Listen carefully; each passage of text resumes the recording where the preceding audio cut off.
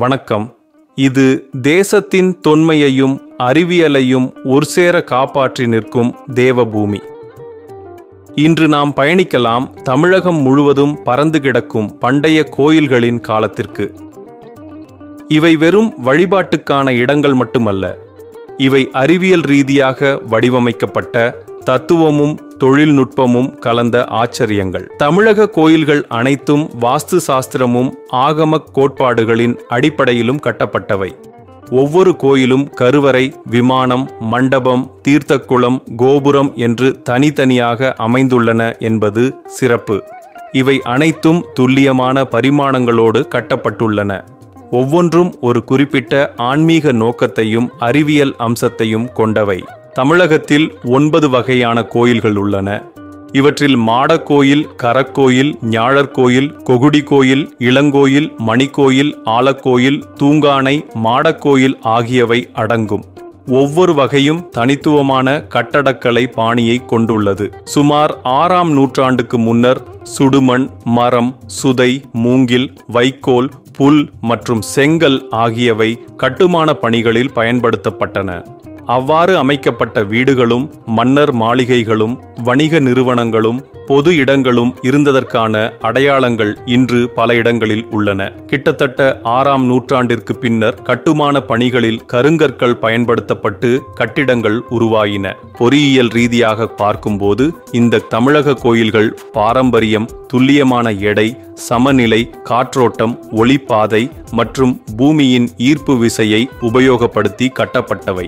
Cement இல்லாமல் interlock என்ற முறையில் கற்கள் மட்டுமே பயன்படுத்தப்பட்டிருக்கின்றன. தாராசுரம் கோயிலில் உள்ள இசை தூண்கள் மெல்ல தட்டினால் ஸ்ருதியுடன் கூடிய இசை உண்டாக்கும். மண்டபங்களின் வடிவம் கூட ஒலி அதிர்வுகளை வெளிப்படுத்தும் வகையில் இருக்கிறது. இது ஒளி மூலம் சிந்தனையையும் ஆன்மீகத்தையும் தூண்டும் அறிவியலாகும். தமிழக கோயிலில் முன்பகுதியும் பின்பகுதியும் பிரம்மாண்டமாக அமைக்கப்பட்டிருந்தாலும் இங்குள்ள சிறிய அளவிலான லட்சக்கணக்கான கலைநயமிக்க கற்சிற்பங்கள் கண்ணை கவரும் வகையில் வடிவமைக்கப்பட்டிருக்கும். தமிழக கோயிலில் இறைவிக்கென்று தனியே ஒரு கோயில் அமைந்துள்ளது. 1000 வருடங்களுக்கு முன்பே பெண் தெய்வத்திற்கு ஒரு தனி கோயில் அமைத்திருப்பது இதன் சிறப்பாகும். அண்ணாமலையார் கோயிலில் கார்த்திகை தீபம் மிக மிக நேர்த்தியுடன் மலையின் உச்சியில் எழும். சிதம்பரத்தில் சிதம்பர ரகசியம் என்பது காண முடியாதது மட்டுமல்ல, அறிவியல் அடிப்படையிலும் ஆழம் கொண்டது. பண்டைய தமிழ் கோவில்கள் சூரிய ஒளியின் பாதையில் துல்லியமாக வடிவமைக்கப்பட்டுள்ளன. மதுரை, மயிலாப்பூர், காஞ்சிபுரம் உள்ளிட்ட கோயில்களில் தீர்த்த குளங்கள் உள்ளன. இவை மழைநீர் சேமிப்பு மற்றும் நிலத்தடி நீர்மட்டத்தை உயர்த்தும் வகையில் வடிவமைக்கப்பட்டுள்ளன. ஒரு வகையான சூழல் இயற்கை அறிவியல் இது. தமிழகத்தின் கோயில்களில் உள்ள யாழி, மகரா, நரசிம்மர் மற்றும் தசாவதார சிற்பங்கள் அனைத்தும் ஒரு வகையான ஆன்மீக குறியீடுகள். அவை ஒவ்வொன்றும் ஒரு தத்துவத்தை வெளிப்படுத்துகின்றன.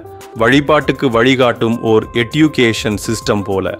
சோழர்களின் தஞ்சையும் பல்லவரின் மகாபலிபுரமும் பாண்டியர்களின் திருப்பரங்குன்றமும் தமிழர்களின் கட்டிடக்கலையை பறைசாற்றுகிறது. இவ்வண்ணம் பண்டைய அரசர்கள் தங்களின் கட்டடக்கலையின் நேர்த்தியும் சிறப்பையும் வெளிப்படுத்துகின்றனர். இன்றைய விஞ்ஞானிகள் கூட ஆச்சரியப்படும் அளவில் தமிழகத்தின் கோயில்கள் கடந்த நூற்றாண்டுகளில் நிலைத்திருக்கின்றன. இவை அறிவியலின் சிகரங்களாகவும் ஆன்மீகத்தின் பாதைகளாகவும் இயற்கையின் நண்பர்களாகவும் விளங்குகின்றன. தமிழ் கோயில்கள் என்பது அறிவியல், கலை மற்றும் ஆன்மீக சக்திகளால் இணைந்து மிகச்சிறந்த முறையில் உருவாக்கப்பட்டுள்ளது.